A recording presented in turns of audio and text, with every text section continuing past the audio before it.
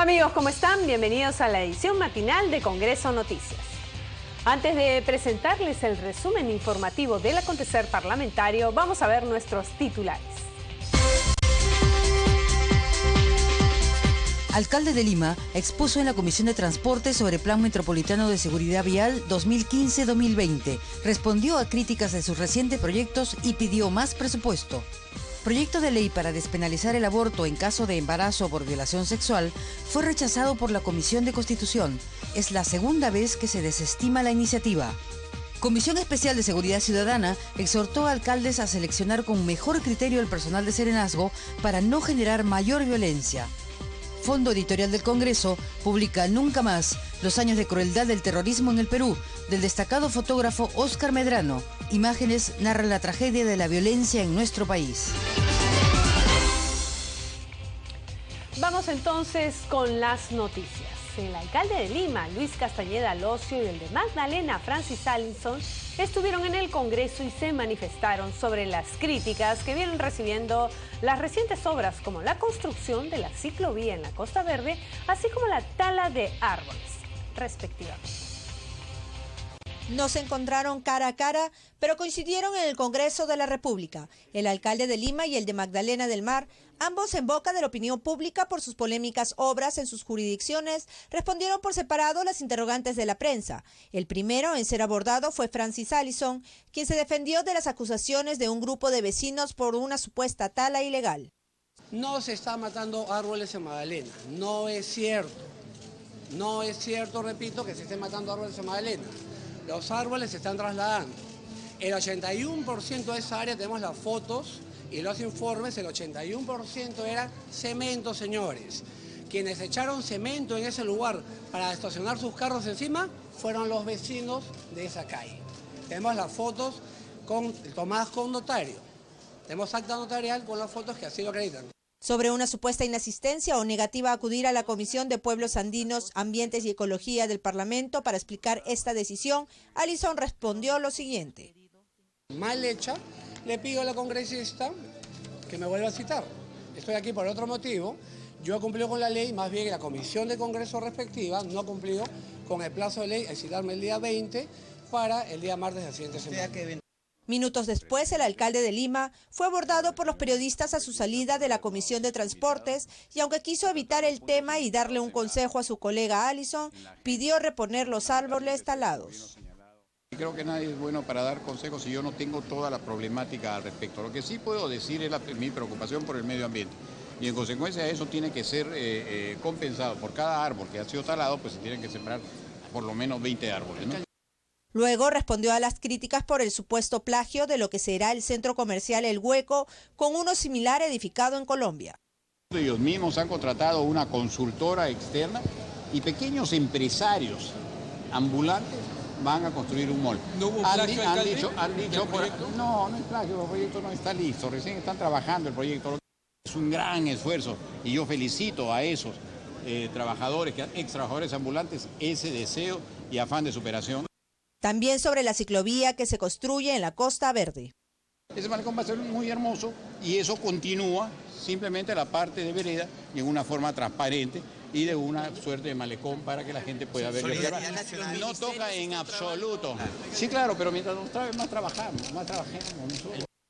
Finalmente, Castañeda Locio se quejó del presupuesto asignado para el municipio. El presupuesto para el 2016 del programa de Lima de región ha sido bajado, ¿no? Ha sido bajado a 21 millones. Como usted verá, eso es menos que una Coca-Cola, ¿no es cierto? Y sin embargo hay sectores como el mensual, sí, por habitante, menos un vaso de Coca-Cola. Y por ejemplo, el Ministerio de Transporte y el Ministerio de Vivienda, ¿por qué tienen ellos presupuestos grandes y ellos determinan cuál obra se hace dentro de una ciudad? ¿Por qué? ¿Para tener una presión política? ¿Ah?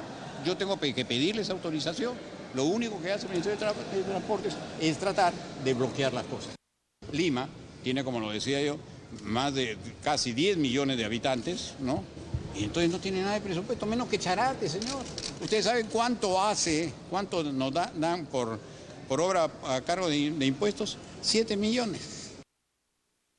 8:08 de la mañana, el alcalde Castañeda expuso en la Comisión de Transportes del Parlamento sobre su Plan Metropolitano de Seguridad Vial 2015-2020 y las líneas de acción para combatir los accidentes de tránsito, además de la congestión vehicular y el maltrato al usuario. Las principales medidas adoptadas por el municipio capitalino están enfocadas en la formalización de las empresas de transporte, la fiscalización y sanciones más drásticas, el estudio técnico de embarque y desembarque y el reordenamiento del sistema de transporte masivo metropolitano y corredores complementarios. Estamos trabajando técnicamente, profesionalmente y con un equipo no solo nuestro, sino un equipo también de asesores externos que nos están ayudando en todas estas líneas. Desde el punto de vista de las sanciones, se han aplicado las sanciones más fuertes que nunca, porque la idea es ir justamente a la disminución de la exposición que hizo el señor Curioso sobre las muertes y accidentes que se producen por exceso de velocidad, en fin, por violación de las normas de tránsito.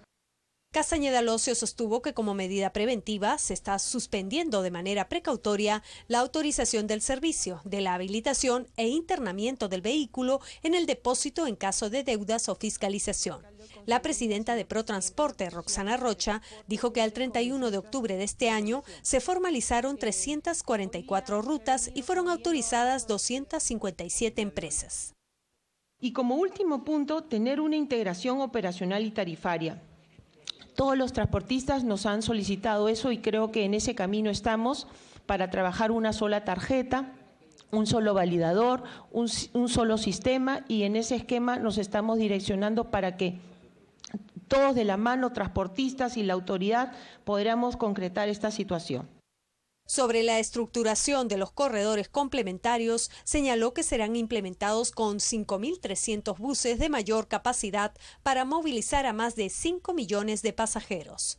De otro lado, indicó que fueron semaforizadas 1.200 intersecciones con el respectivo mantenimiento de dichas vías. También se actualizó el Plan Maestro de Ciclovías al 2035 para su interconexión, además de la creación del Centro de Gestión y Control Integral de Tránsito de Lima. Y por segunda vez, el proyecto de ley para despenalizar el aborto en caso de embarazo por violación sexual fue rechazado por la comisión dictaminadora sin poder llegar al Pleno. Esta vez, la Comisión de Constitución envió al archivo dicha propuesta. Luego de un largo debate, los integrantes de este grupo de trabajo rechazaron por mayoría la aprobación del proyecto de ley para despenalizar el aborto. La propuesta inicial fue planteada por unos 5.000 ciudadanos a través de una iniciativa ciudadana. Sin embargo, en el debate, la congresista Rosa Mavila expresó que la propuesta contaba con el apoyo de unas 50.000 personas que la hicieron llegar al Poder Legislativo. Y señaló que en caso de ser aprobada, solo se aplicaría siempre y cuando la persona interesada lo aceptara. ¿Hay violencia o no hay en la obligación de parir a una víctima que ha sido violada? ¿Hay violencia o no? ¿Y qué hay detrás de esta violencia? Porque es violencia la obligación de maternidad y además el recuerdo sistemático y traumático de por vida con el producto de esa concepción. Hay violencia desde nuestro punto de vista. Por su parte, la congresista Marta Chávez dijo que la mayoría de peruanos defiende la vida y que no aceptan que se atente contra la vida de un ser que no está en condiciones de defenderse. Sus colegas de bancada se remitieron a la Constitución Política del Estado, remarcando la defensa de la vida y anotaron que ella es uno de los principales derechos humanos en el país. Esta iniciativa ciudadana que ha sido financiada por esta ONG norteamericana, cuestionada e investigada por el Congreso norteamericano, señor presidente, ¿qué ha significado? Ha significado engañar a las miles de personas, muchos de ellos jóvenes, a los que se les presentaba la iniciativa bajo el argumento de qué hacer en caso de violación, olvidándose o ocultándole a esas personas que la ley, el Código Penal, señor presidente, en el artículo 120, permite desde hace décadas que una mujer mayor de edad, porque el Código Penal no es para menores de edad. Antes de la votación final, se desestimó una cuestión previa presentada por el congresista Santiago Gastañaduy, que planteaba postergar el debate para convocar al ministro de Justicia y al defensor del pueblo. Para tomar una mejor decisión sobre el tema, nos gustaría que presentamos como cuestión previa se pueda invitar al defensor del pueblo y al ministro de Justicia para que nos ilustren sobre este predictamen y así tener mejores elementos de juicio y emitir una opinión al respecto. En la votación final se expresaron a favor los parlamentarios Santiago Gastañaduy de la bancada nacionalista Gana Perú, Sergio Tejada de Dignidad y Democracia, Rosa Mavila de Acción Popular Frente Amplio. Votaron en contra Javier Velázquez Quisquén de Concertación Parlamentaria, Julio Gagó, Marta Chávez, Luz Salgado y Aldo Bardales de Fuerza Popular y Javier Bedoya del Partido Popular Cristiano Alianza para el Progreso. Hay que señalar que en mayo de este año una iniciativa similar fue rechazada en la Comisión de Justicia con 5 votos en contra, 1 a favor, el de la congresista Verónica Mendoza, y una abstención. El titular de este grupo de trabajo, Juan Carlos Seguren, no participó en aquella votación. 8:14 de la mañana, es momento de hacer una breve pausa, pero no se mueva porque vamos a regresar con más información del acontecer parlamentario.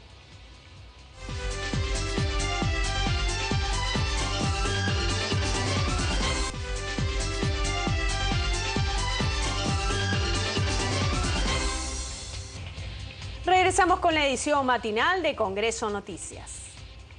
El presidente del Parlamento recibió la visita de la vicepresidenta de la Asociación de Amistad China con los Pueblos de Ultramar, Su Caifán, quien además es vicepresidenta del Gobierno Regional de Cantón. Intercambiaron presentes como símbolo de hermandad entre naciones. El presidente del Congreso, Luis Iberico, recibió el saludo protocolar de la vicepresidenta del Gobierno Regional de Cantón y vicepresidenta de la Asociación de Amistad China con los Pueblos de Ultramar, Su Caifán. La delegación china llegó al Perú con el fin de conocer la situación de las políticas de desarrollo y la posibilidad de intercambio de propuestas para el avance y el apoyo tecnológico en diversos campos de la realidad social. La delegación estuvo integrada también por el consejero político de la Embajada China, Su Qing, Johnny Tam, coordinador para Asia de la Fundación de Amistad Peruano-China, y el alcalde de Rímac, Enrique Peramás. 8:20 a.m. Ante los hechos de violencia y excesos cometidos contra ciudadanos por parte del personal de serenazgo de diversas municipalidades de Lima y del país, los integrantes de la Comisión Especial de Seguridad Ciudadana exhortaron a los alcaldes a seleccionar mejor, con mayor criterio, a las personas que eligen como serenos para no generar mayor violencia.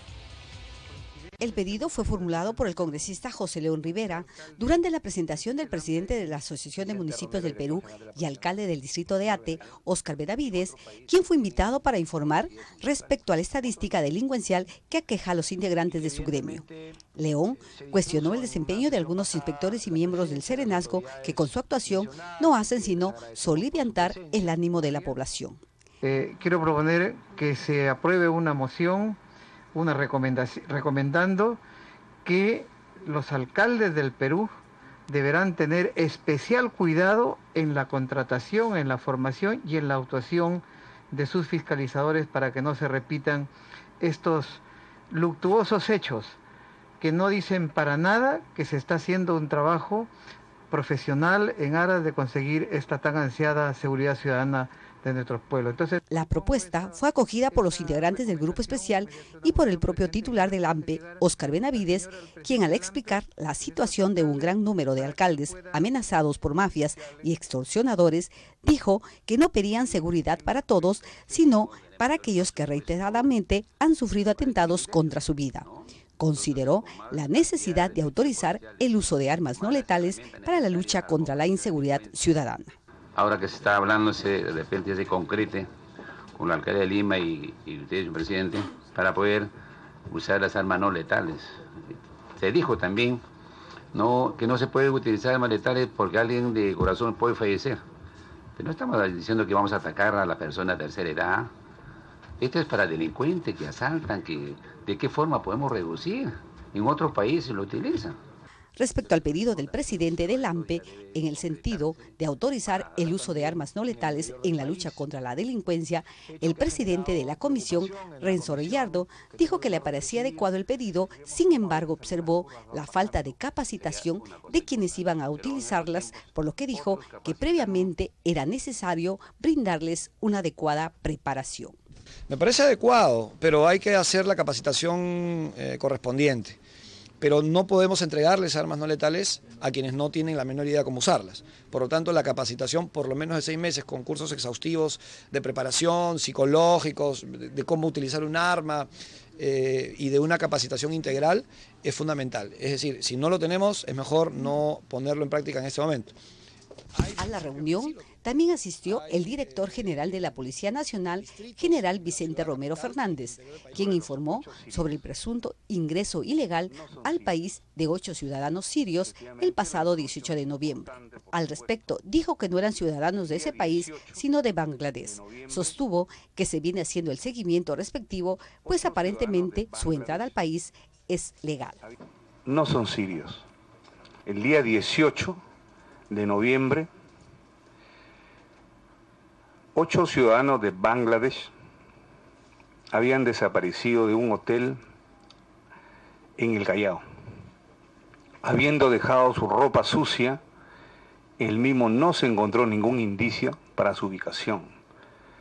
Sin embargo, se ha coordinado con migraciones porque solamente tenían 48 horas de permiso. Estamos aún verificando este tema de los 8 señores de Bangladesh. En otro momento, Romero Fernández expuso el trabajo que viene realizando la Policía Nacional para frenar la delincuencia en el país. En ese sentido, dijo que al 24 de noviembre se han detenido 141.218 personas, de las cuales más de 47.000 tenían requisitoria.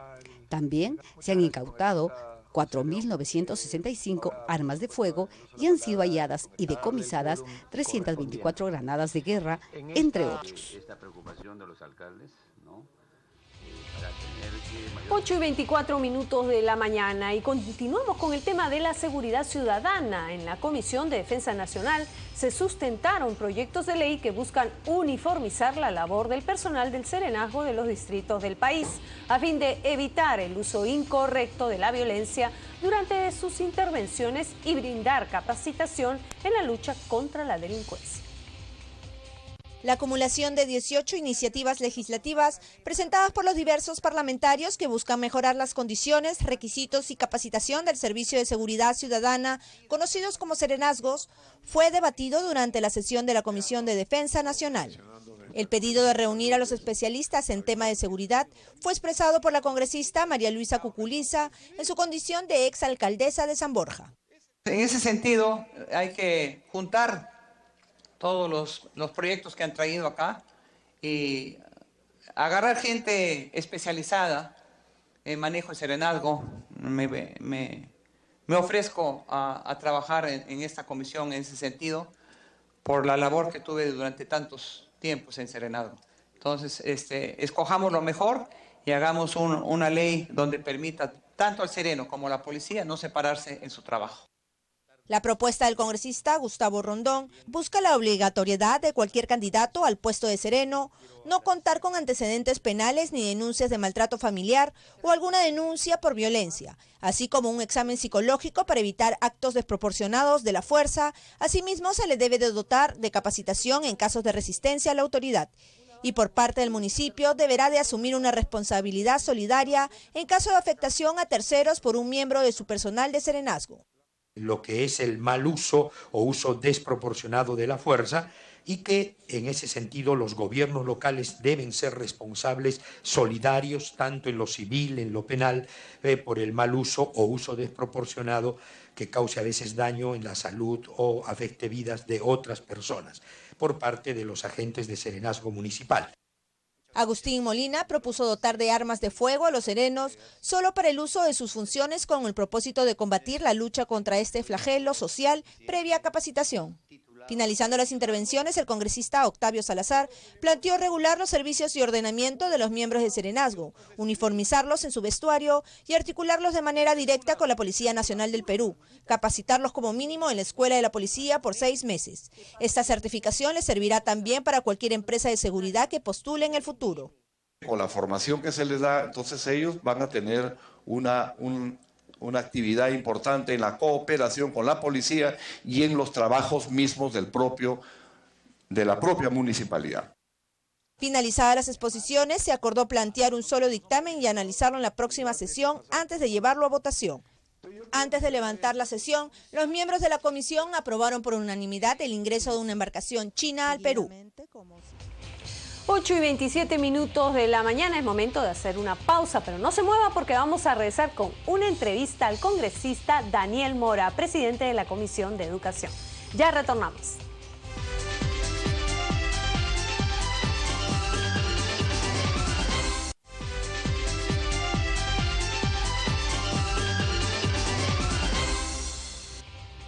Ocho y 36 de la mañana, regresamos con la edición matinal de Congreso Noticias. Y vamos con lo anunciado, ya está en nuestros estudios el congresista Daniel Mora, presidente de la Comisión de Educación. Bienvenido a esta edición matinal. Buenos días, gusto saludarte. Hay un problema público, se viene debatiendo en diferentes medios de comunicación. ¿Qué es lo que sucede? Estamos en una disyuntiva entre la ley Mora, la llamada ley Mora, versus la ley Cotillo. ¿Qué es lo que está pasando? La ley Cotillo es un artículo, es un solo artículo propuesto por él y presentado por el señor Müller o el señor Velázquez Quesquén. Es una ley de un solo artículo que solamente favorece a unos cuantos rectores. En ese grupo de rectores, como está el rector de la San Marcos, el rector de la Villarreal, que tiene 15 años de rector, el rector de la Universidad de Ica, el señor Encinas, el rector de la Universidad Pedro Ruiz Gallo, que ya tiene otras autoridades, pero que él inclusive está enjuiciado y sus vicerrectores están presos, etc., quieren una ley que les prolongue su mandato. Y la ley es clarísima, que deben ser elegidos por una asamblea estatutaria, una asamblea universitaria transitoria que se forma, porque la ley en su primera disposición dice claramente: al entrar en vigente la presente ley, la ley entró en vigencia el 10 de julio del año pasado. El 10 de julio del año pasado. Cesa la Asamblea Universitaria de las Universidades Públicas, quedan suspendidos todos los procesos de nombramiento, ascenso y ratificación de personal docente y no docente hasta que asuman las nuevas autoridades de gobierno. Esto es clarísimo. Estas universidades no han cumplido ni esto. O sea, desde el 10 de julio del año pasado se negaron a cumplir la ley. La ley señala que a partir de esa vigencia debe formarse una asamblea estatutaria, le da los plazos, 90 días, para hacer sus nuevos estatutos, termina con los estatutos y un cronograma de elecciones. Allí no participa el rector. Es decir, la universidad es autónoma y señala su calendario de elecciones. ¿Y qué dice la ley? Hasta antes que cumpla su mandato debe ser el cronograma. Algunas lo hacen en 3 meses, 2 meses, 1 mes, es potestad de la universidad. Y así se ha dado en 18 universidades de 31. Y hay otras casi 28 que están haciendo su estatuto. Entonces, este pequeño grupo rebelde, ¿por qué? Porque los únicos que lo anima es el billete. Y por otro lado... Si me permite, sí, por favor, congresista Mora. Sin embargo, hay algunos abogados constitucionalistas que señalan que la norma no puede ser retroactiva. Es decir, que si su mandato concluye en mayo, deberían de culminar su mandato y a partir de ahí... Es digamos, un sofisma que a partir de... Un sofisma que a través de una verdad aparente afirman una mentira. Entonces, y más aún todavía señala que ¿qué le voy a decir? Esto se basa en la Constitución política y No, ninguna ley, digamos, le voy a decir, tiene más peso la Carta Magna. Por supuesto, tiene usted toda la razón.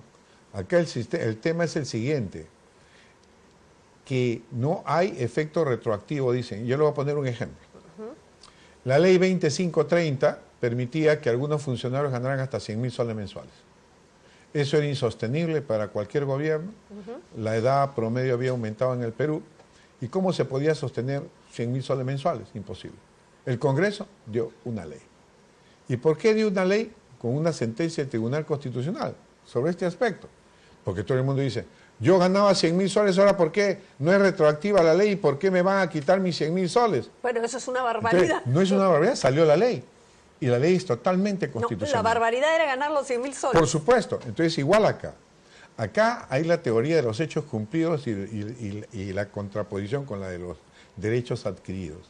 El Tribunal Constitucional, que ha sentenciado a favor de la ley, explica claramente esto en su artículo 133, creo, 131, y que dice, en el fundamento jurídico dice bien claro que, dada una ley en el Perú,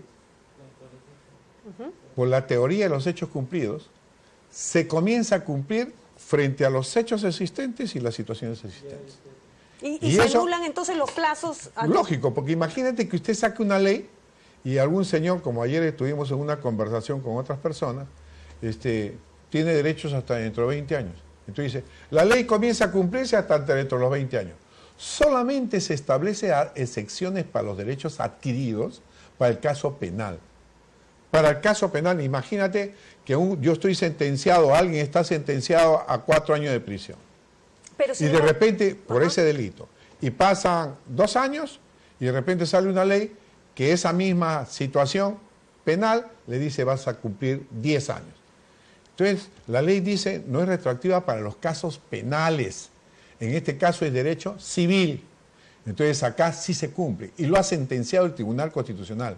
Pero, por ejemplo, esto es una aberración jurídica. Pusieron el ejemplo, si mal no recuerdo fue el doctor Amoretti, que dijo es como que el presidente culmina su mandato en julio y sacan una ley y dicen no, va a ser hasta marzo. No, pues, es que ese constitucional tendría que modificarse la Constitución. Es un sofisma, por eso le digo, a través de una aparente verdad tratan de demostrar algo que es mentira. Es igual, dicen, usted es congresista 5 años, ayer me dijo a mí un expresidente, ¿y le van a cortar su mandato? No, la Constitución es clara, tendríamos que modificar la Constitución. Y si se modifica la Constitución, no diría yo, son por hechos adquiridos, entonces yo me quedo, y la Constitución cambió, fatal, comienza ahí a cumplirse. Acá el tema es que algunos cuantos no quieren cumplir la ley. Y no quieren cumplir la ley por el billete.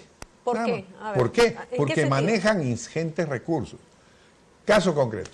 La universidad... Pero la posición de las universidades privadas están apoyando también. ¿Por qué apoyan las universidades privadas y no salen los rectores de las universidades públicas? Esa es la gran pregunta. Porque ellos también, las privadas, algunas privadas quieren torpedear la ley.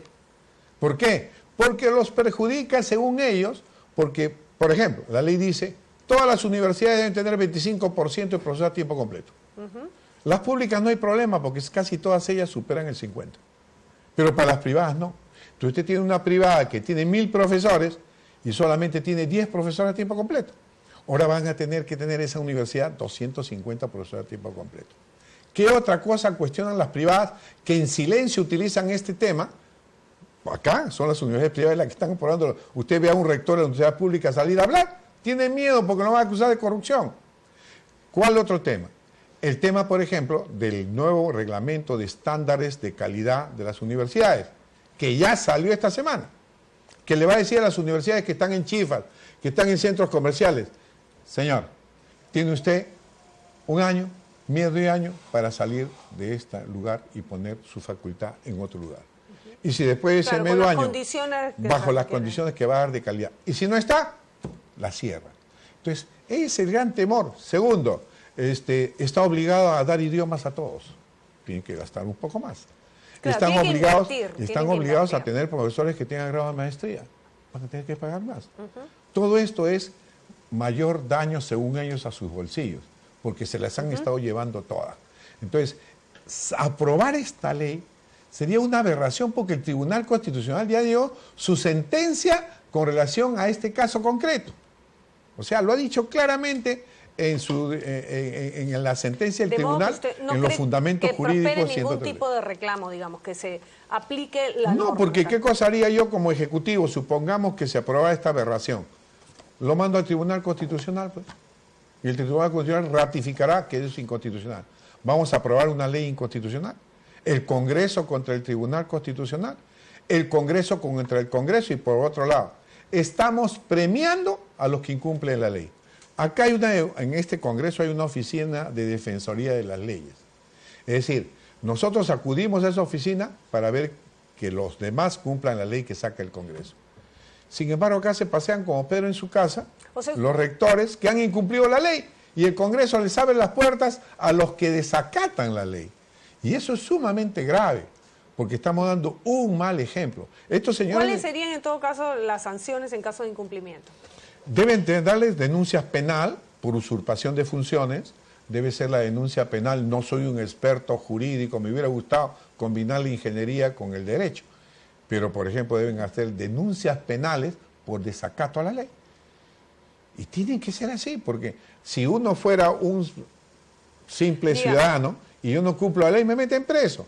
¿Por qué a un señor rector que incumple la ley, que sigue usufructuando los dineros que ellos no deben usufructuar, que impiden que se cumpla la ley, que siga funcionando el mecanismo de implantación de esta ley, que lo único que busca es calidad?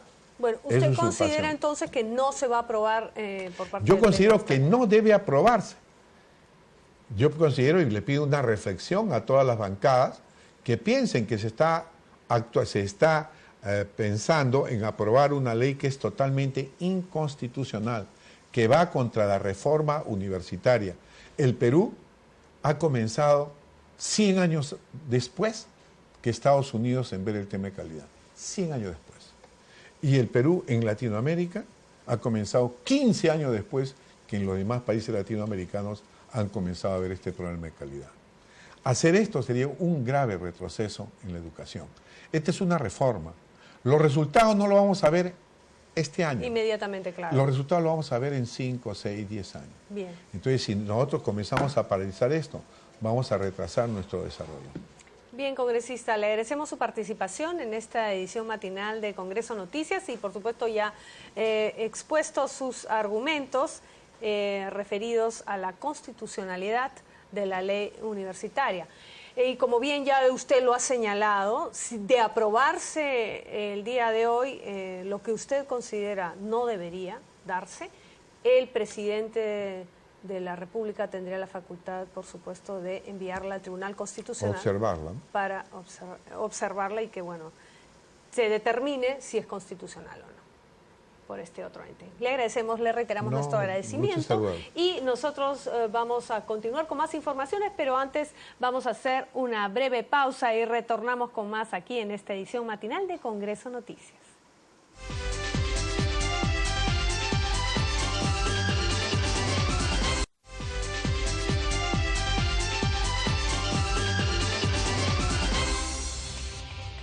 Regresamos con la edición matinal de Congreso Noticias. En una audiencia pública en Cieneguilla, funcionarios de COFOPRI informaron a los pobladores de 3 asentamientos humanos el avance del proceso de titulación de los terrenos que ocupan. El evento fue organizado por el congresista Agustín Molina. Ante más de un centenar de pobladores de 3 asentamientos humanos de Cieneguilla, el congresista Agustín Molina anunció que el incremento del presupuesto para el 2016 de COFOPRI en 60 millones de soles permitirá atender las demandas de formalización de viviendas de los pobladores de todo el país, con el que podrán acceder a sus títulos de propiedad y ser objetos de crédito. El anuncio fue tomado con beneplácito por los moradores de esta zona, que esperan desde hace años obtener sus títulos de propiedad. Creo que se ha cumplido con ese deber como parte de la función del Congreso, que es la parte de la proyección social. Entonces creo que los posesionarios de Cieneguilla se han ido contentos con esta buena información de parte de COFOPRI.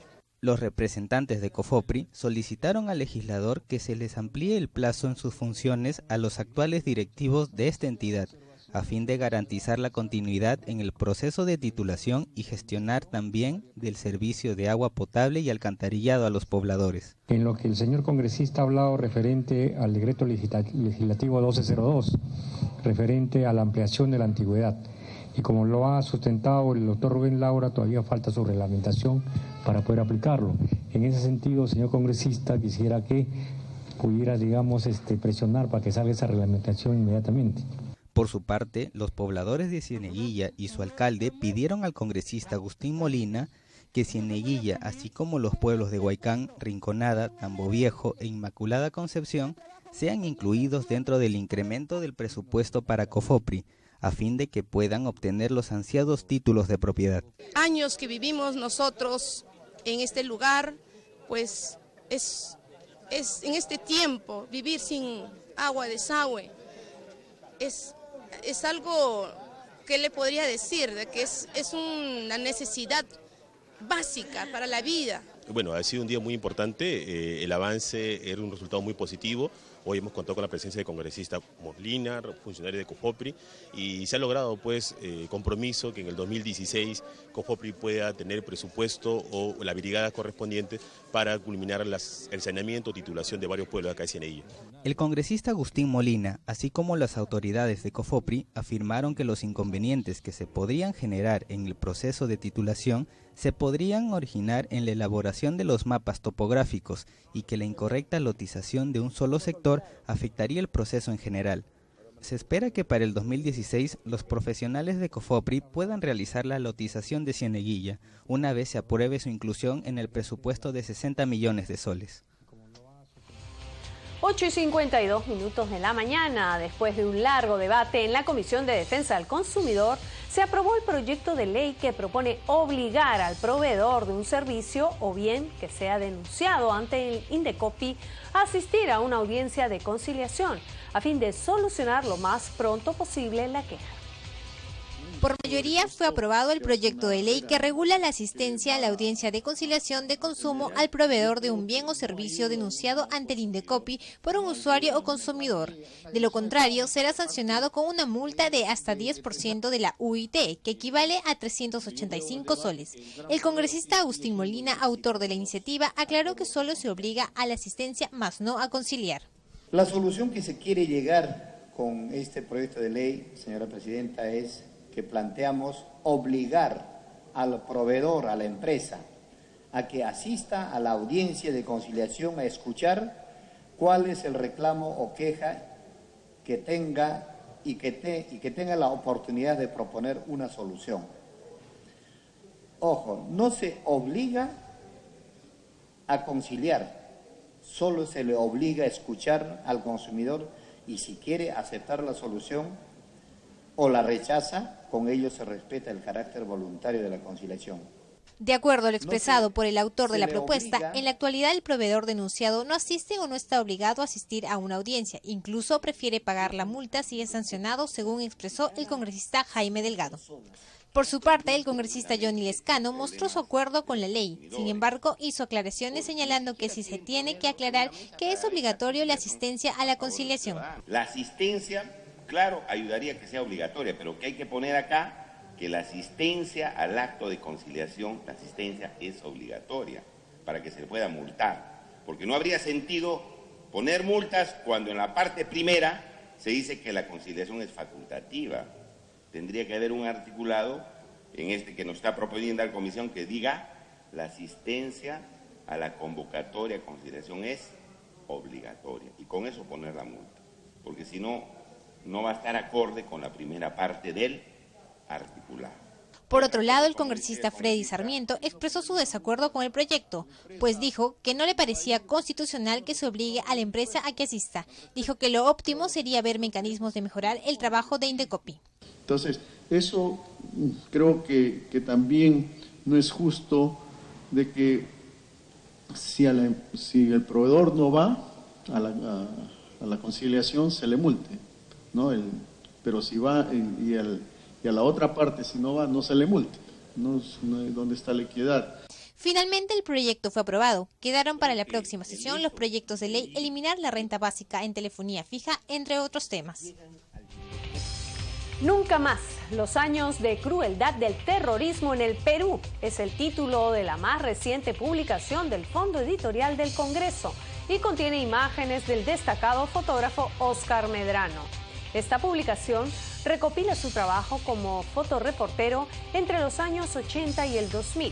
El libro fue presentado por la primera vicepresidenta del Parlamento, Natalie Condori.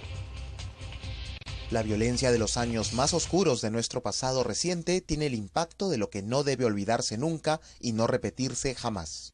Nunca más es el título del libro que contiene algunas de las imágenes más crudas de aquella época de terror y que fueron captadas por la cámara de uno de los fotógrafos más reconocidos del país, el ya legendario Óscar Medrano. Llegar, no le pueden contar a través de un comunicado, es decir, podría, ¿no? Entonces, esa es la magia de la fotografía. Y ahora, en los tiempos modernos, ya inclusive las personas hojean los periódicos, las revistas, y a través de las fotos se enteran todo, ¿no? Cerca de 100 fotografías son parte de esta memoria visual que recorre la carrera de Medrano, pero que también nos cuenta los últimos 30 años de nuestro país.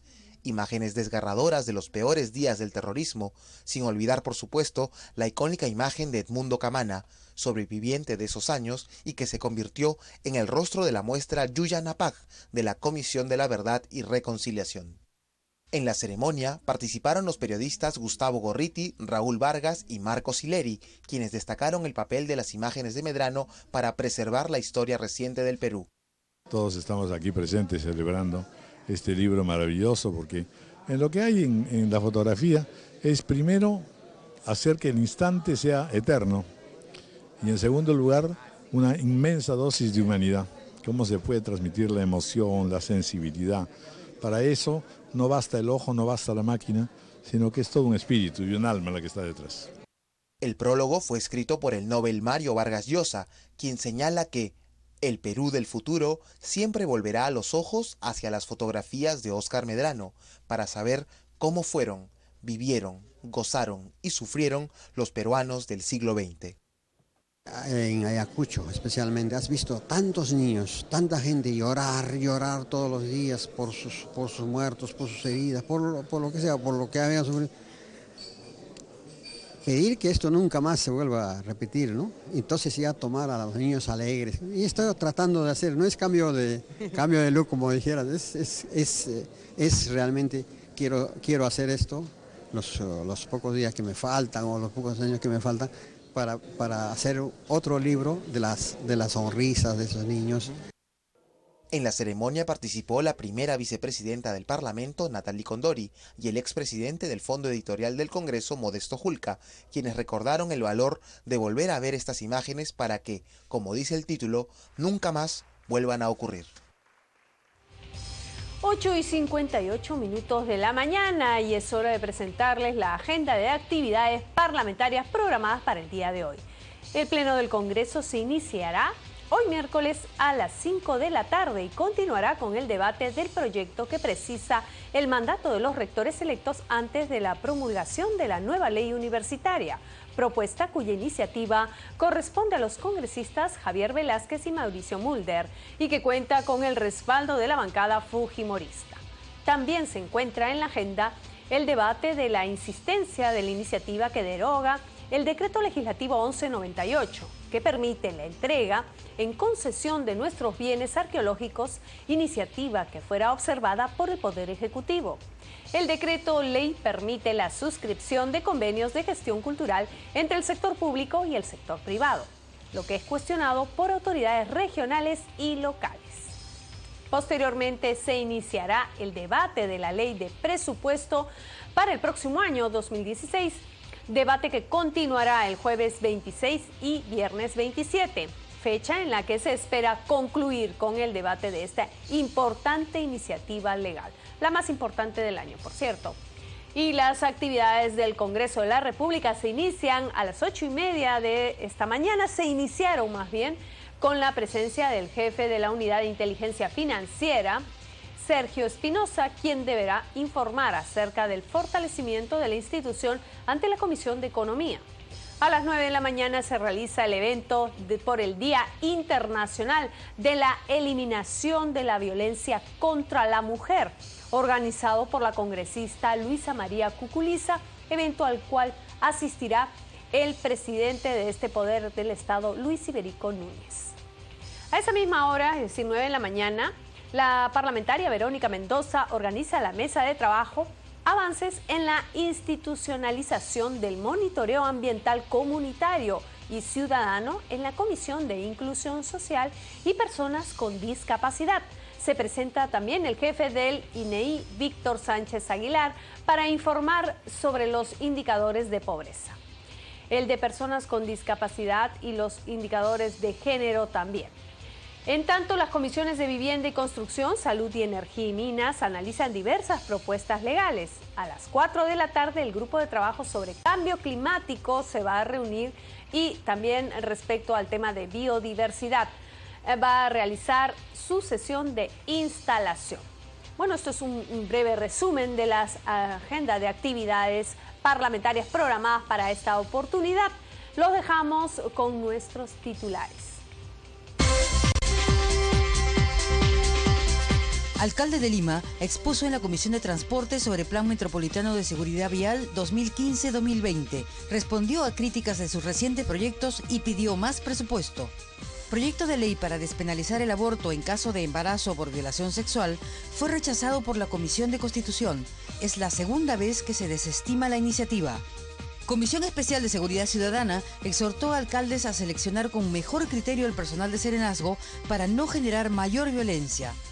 Fondo Editorial del Congreso publica Nunca Más, los años de crueldad del terrorismo en el Perú, del destacado fotógrafo Óscar Medrano. Imágenes narran la tragedia de la violencia en nuestro país.